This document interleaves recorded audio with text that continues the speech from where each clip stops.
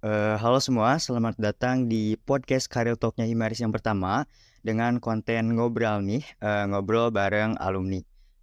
Ngobrolin ya seputar dunia pekerjaan atau dunia pasca kampus, yang terutama pasti ngundang alumni. Sama aku Iqbal Putra dari Departemen HRD Angkatan 22. Aku di sini nggak sendiri, hari ini aku ngundang narasumber. Boleh dengan Teteh siapa? Halo semuanya, kenalin aku Indri.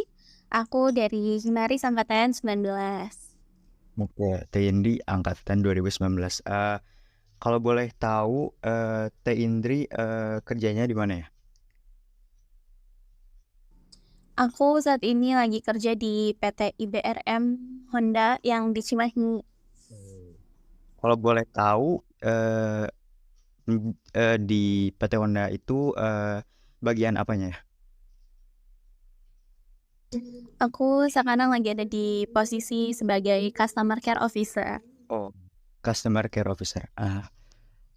Ngomongin Customer Care Officer ini, apakah sama nih sama Customer Service? Bedanya apa ya Teh, kalau boleh tahu? Bedanya kalau dengan customer service itu, kalau customer care kan udah kedengaran ya dari namanya aja itu udah care, berarti itu yang berhubungan dengan telepon.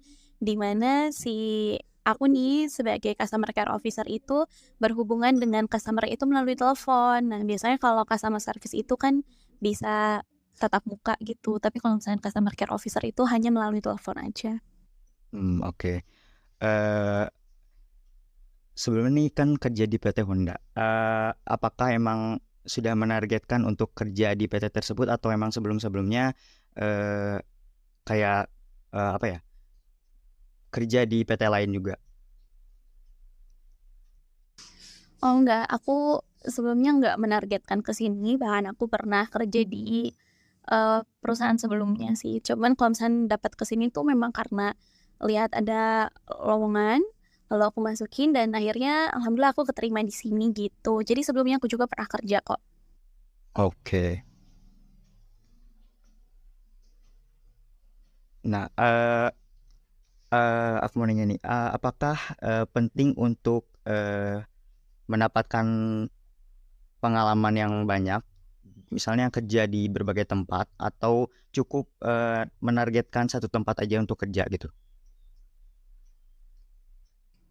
Oke, kalau ini menurut pandangan aku ya, pengalaman kerja itu penting, tapi nggak begitu, gitu. Jadi kalaupun nggak punya pengalaman tuh menurut aku nggak apa-apa banget. Karena menurut aku di sini, dari aku yang udah pernah kerja di beberapa tempat itu, yang bisa aku ambil itu bukan materi dari si pekerjaan yang aku emban gitu, tapi lebih ke, lingkungan kerja itu kayak gimana sih, orang-orangnya gimana sih, kita, pokoknya how to communicate with people yang ada di kerjaan tuh kayak gimana sih, kayak gitu. Jadi kalau misalkan perbanyak pengalaman gitu, jadi ini, jadi itu, jadi ini, jadi itu, menurut aku itu nggak begitu penting ya, karena mau di kerjaan manapun saat kita terjun pertama kali di situ, kita pasti belajar lagi dari nol.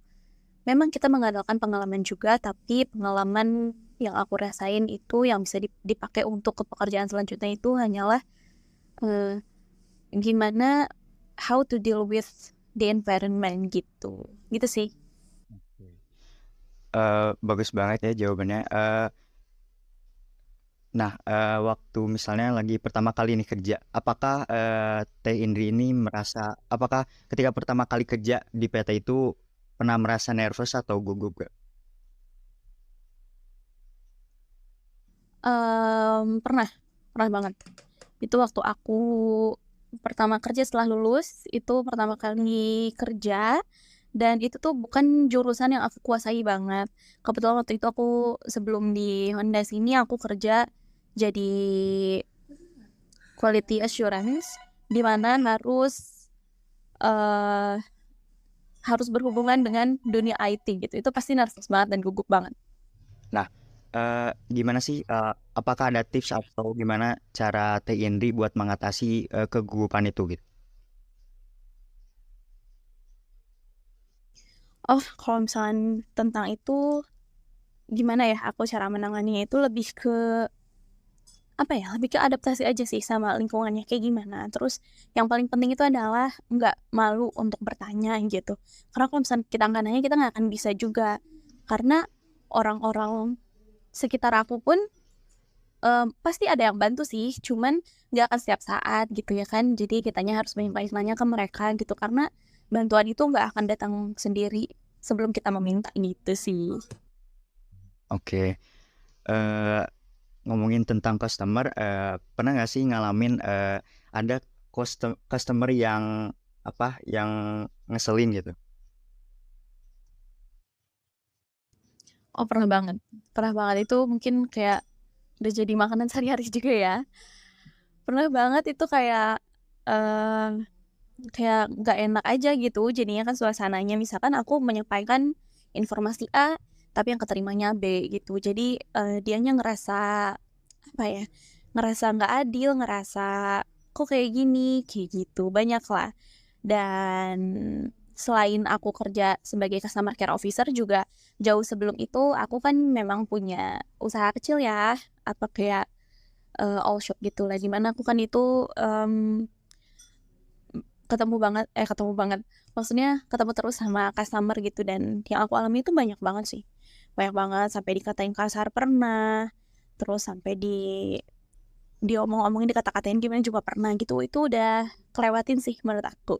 Dan itu emang susah ya, yang namanya jadi customer care atau customer service itu susah banget, tapi lama-kelamaan, itu malah ngasah diri aku sendiri. Jadi gimana sih caranya buat lebih sabar dan ngadepin tiap orang yang berbeda, kayak gitu. Oke. Eee,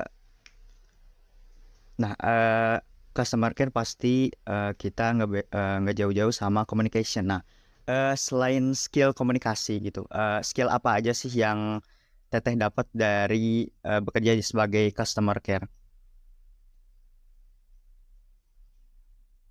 Oke, aku jawab ya. Selain komunikasi, di sini juga aku dapat skill yang lain, yaitu yang tadi aku bilang sebelumnya, gimana sih cara ngehadapin orang yang berbeda-beda gitu. Karena kita tuh, ngadepin orang itu nggak cuma 2 macam aja, nggak cuma laki-laki sama perempuan aja. Tapi kita itu berhadapan dengan orang-orang yang, beda gitu ya, beda sifat, beda sikap, beda karakter dan sebagainya. Dan menurut aku, skill yang paling berasa yang saat ini aku punya adalah skill komunikasi dan skill bagaimana caranya, bertemu, berhadapan dengan setiap orang yang berbeda. Menurut aku itu sih. Oke, eee, nah, di dunia pekerjaan pasti ada aja lingkungan kerja yang toksik. Nah, untuk Teh Indri sendiri apakah, Teh Indri mengalami lingkungan kerja yang toksik nggak? Eee, tentang itu, kalau misalkan sekarang nih di kerjaan aku yang sekarang, alhamdulillah enggak. Orang-orangnya benar-benar baik-baik semua. Mereka juga benar-benar ngebantu aku, jadinya akunya juga pede untuk adaptasi sama mereka.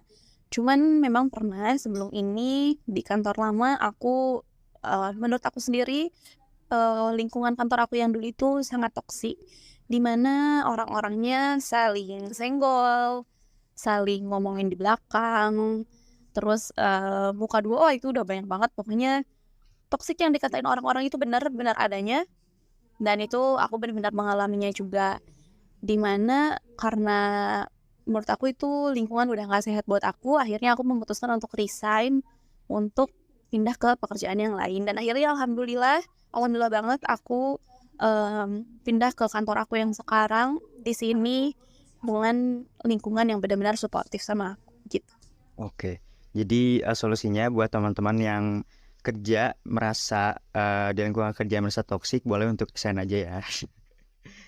Oke, Ya, bisa ya. nah, pasti kalau kerja itu kan pasti ada rasa lelah, ada rasa bosan. Nah, gimana cara Teteh untuk, meningkatkan kembali gitu, semangat untuk bekerja? Oke. capek pasti ya, terus kita ngerasa jenuh, ngerasa pokoknya udah chaos aja gitu ya sama keadaan. Dan cara aku mengatasi hal itu dengan aku selalu ingat kayak aku dulu tuh nyari kerjaan ini tuh susah loh gitu. Kayak nginget-nginget lagi aja momen-momen awal saat aku ngejar pekerjaan ini. Aku dapetnya susah, aku ngelamarnya susah karena kan ribet gitu ya, harus ngurusin ini, ngurusin itu, datang ke sana, datang ke sini gitu, dan akhirnya keterima. Dan dari situ aku mikir bahwa aku capek tapi aku ada alasan capeknya juga, yaitu kerja yang dimana kerja itu kita kan dapetin banyak banget benefit ya selain gaji gitu. Dan cara aku ngatasin itu ya itu sih, lebih ke ingat lagi, sama perjuangan aku di awal gimana aku ngedapetin pekerjaan itu. Gak cuma itu, jangan sampai kalau misalnya lagi capek tuh dipendam sendiri, lebih ke sharing aja cerita sama orang-orang gitu. Walaupun orang-orangnya nggak banyak, tapi cerita aja sama orang-orang terdekat gitu. Supaya bebannya nggak ditanggung sendirian, takutnya jadi kena mental gitu ya. Jadi, mending diceritain sama orang lain aja gitu, perlu didengar aja gitu. Oke, eh ini sebenarnya ada satu pertanyaan terakhir. Sayangnya satu pertanyaan terakhir meskipun seru banget kayaknya ini ngobrol. Satu pertanyaan terakhir yang khusus untuk Teh Indri sebelum kita tutup podcast hari ini, yaitu apa cita-cita atau impian Teh Indri ke depannya?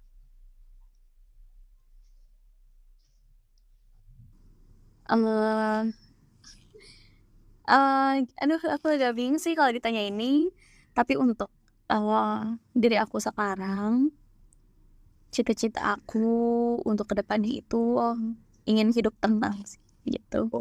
Tapi kan hidup tenang tuh, banyak banget, ini prasarananya ya gitu, banyak banyak hal yang mendukungnya ya, di antaranya, eee, pekerjaan yang bagus, karir yang bagus, terus punya pasangan yang mendukung juga, lingkungan yang baik, ya intinya gitu sih. Cita-cita aku ingin hidup tenang. Kalau misalnya cita-cita berkaitan sama profesi atau apa itu aku pasti bingung jawab ya, tapi itu selebihnya cita-cita aku hanya ingin hidup tenang, gitu aja sih. Oh. Eh, Sebelum penutup, aku pengen dengar nih motivasi dari Teteh buat mahasiswa-mahasiswa, terutama mahasiswa jurusan bahasa Inggris yang sekarang lagi kuliah, terutama ada mahasiswa baru dari angkatan 2023. Boleh motivasinya? Oke, ini motivasi berdasarkan dengan pengalaman aku yang lalu ya, saat aku masih jadi mahasiswa gitu. Kalau motivasi dan pesan dari aku sih untuk adik-adik aku ini yang baru masuk ataupun angkatan, di bawah ini, se capek boleh, tapi nyerah jangan, gitu. Karena mau sesuka apapun kita sama bidang yang kita kerjain, mau sesuka apapun kita sama jurusan yang lagi kita belajar di situ gitu ya, kita lagi di jurusan bahasa Inggris terus kita suka banget tapi capek itu pasti ada. Dan motivasi aku sama pesan aku cuma itu sih, capek boleh, tapi nyerah jangan, kayak gitu. Dan satu hal lagi yang paling krusial di antara semuanya adalah tolong apa-apa jangan dipendam sendiri, apapun itu. Mau itu tentang masalah, kuliah, masalah pertemanan, masalah hubungan percintaan, atau keluarga itu tolong banget untuk di-share ke teman-temannya. Nggak semua orang juga nggak apa-apa, tapi orang terdekat aja. Ya kita mencoba saling tolong menolong aja, jangan sampai ada yang lost gitu ya.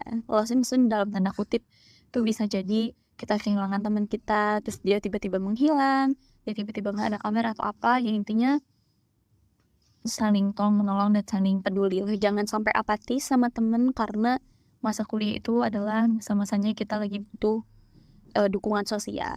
Gitu sih kurang lebih dari aku. Motivasi buat Teh Indri. Kita bisa belajar ya dari motivasi Teh Indri bahwa capek boleh, tapi nyerah jangan. Dan paling krusial yaitu jangan dipendam. Kalau kalian punya perasaan nih buat seseorang, jangan dipendam karena sesuatu yang dipendam itu tidak baik ya. Ya gitu ya Teh Indri. Iya betul banget, aku setuju setuju. Ya karena udah di sesi akhir juga, saya Iqbal Putra Pertama dari Departemen HR di angkatan 2022. sebagai host pamit undur diri bersama Tendri. Makasih udah mendengarin podcast ini. Sampai jumpa di podcast lainnya. Terima kasih.